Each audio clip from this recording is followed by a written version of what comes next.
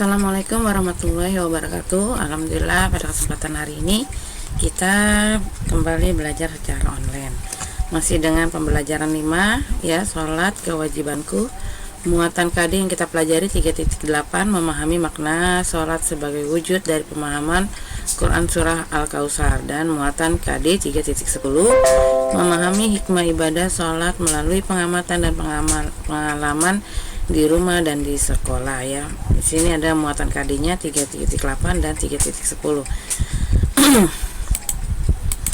Kita hanya mengulang pembelajaran yang kita sudah pelajari di buku cetak ya. Sekarang kita siapkan buku LKS halaman 42 dan 43. Inti ibadah sholat. Jadi sholat secara bahasa artinya berdoa.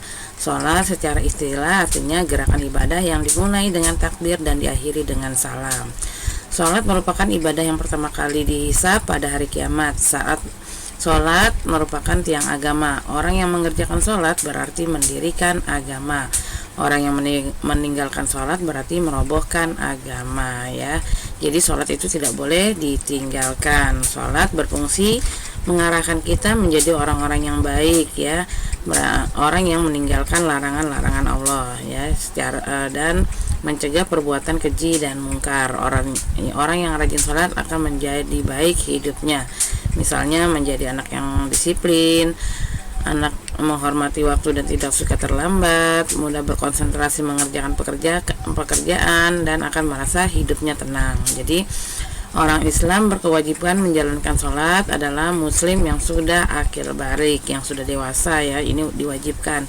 Bagi anak-anak sudah diperbolehkan pada usia 7 tahun ya. Jadi orang tua wajib setelah anak 7 tahun mengingatkan ya untuk sholat. Jadi sholat dalam sehari semalam ada 5 waktu. Yang pertama Isya 4 rakaat, yang kedua subuh 2 rakaat, yang ketiga zuhur 4 rakaat, yang keempat asar 4 rakaat, yang kelima wajib 3 rakaat. Nah, bagi kalian sudah berumur 9 tahun ya, itu sudah mesti menjalankan sholat. Sekarang kita masuk ke hikmah sholat ya. Nah, hikmah sholat ini di sini adalah mencegah dari perbuatan keji dan mungkar. Adapun beberapa keutamaan dari sholat. Yang pertama, sholat termasuk rukun Islam. Yang kedua, setelah syahadat ya. Yang kedua, sholat diwajibkan atas muslim dan muslimah yang perintahnya disampaikan oleh Allah secara langsung. Yang ketiga, sholat merupakan amal perbuatan yang pertama kali akan ditanya pada hari kiamat. Yang keempat, sholat termasuk amal yang paling disukai oleh Allah. Yang kelima, sholat dapat menghapus kesalahan dan menghilangkan keburukan. Sholat dapat mencegah dari perbuatan keji dan mungkar. Orang yang khusus sholatnya akan mewarisi surga Firdaus. Sholat adalah sarana yang mendapatkan pertolongan Allah sebagaimana disampaikan dalam firman-Nya. Nah, nanti kalian baca ya. Lanjut, jika seseorang jarang mengingat Allah, biasanya akan berbuat sesuka hatinya ya. Namun dari sholat seseorang akan berbuat sesuai dengan petunjuk Allah. Contoh hikmahnya, nah ini adalah hikmah-hikmah sholat ya.